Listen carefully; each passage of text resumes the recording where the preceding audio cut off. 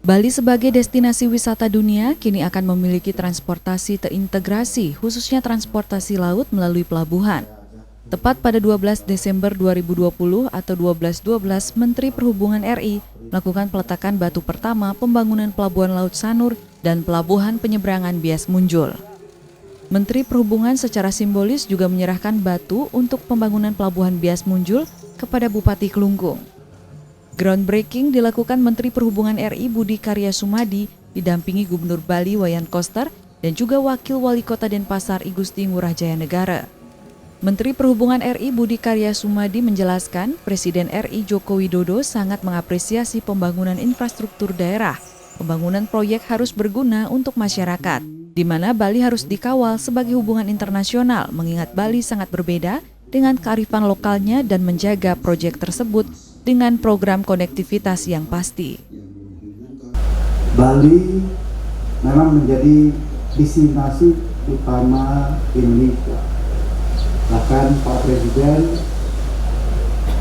membayangkan Bali ini harus dikawal menjadi satu destinasi yang menjadi hub internasional.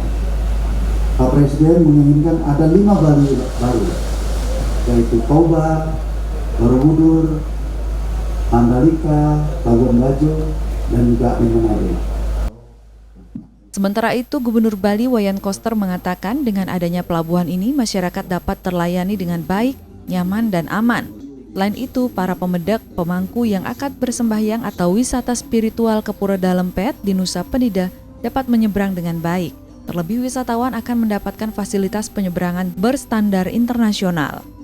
Pembangunan wilayah sekitar dengan ikon Laut Siwa Baruna juga akan disinergikan pemerintah Kota Denpasar. Semakin tinggi ratingnya di dunia untuk dikunjungi, maka harus disiapkan pelabuhan yang layak, yang memadai sebagai pelabuhan penyeberangan. Sanur ini memiliki dermaga Sanur ini ya di samping untuk pariwisata dan juga untuk spiritual dan juga untuk kebutuhan masyarakat Denpasar dan khususnya dengan masyarakat yang ada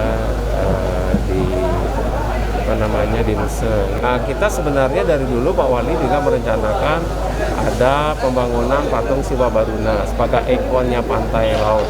Nah, dengan adanya sekarang pengembangan dermaga di Sanur ini tentu kita akan sinergikan karena di kawasan pesisir ini akan menjadi wisata baru di Kota Denpasar.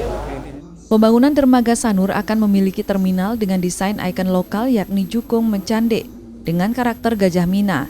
Ikon ini sebagai simbol keseimbangan antara laut dan darat yang tentunya dipercaya masyarakat Bali sebagai perlambangan keselamatan.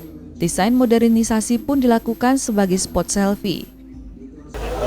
Yang kita pakai karakter yang tua, Gajah Mina. Jadi Gajah Mina itu sebagai representasi keseimbangan antara darat dan laut. Jadi ada gajah di darat dan juga ikan di laut gitu ya, dan ini menghadirkan harmoni. Jadi seperti feminin dan maskulin maupun juga sebagai simbol keselamatan. Karena orang Bali secara filosofi kita menganggap laut itu bukan tempat tinggalnya manusia gitu ya. Jadi buah suah, buah itu di darat, suah itu di laut. Jadi orang Bali yang melaut itu selalu berharap akan kembali lagi ke rumah, ke darat dengan selamat.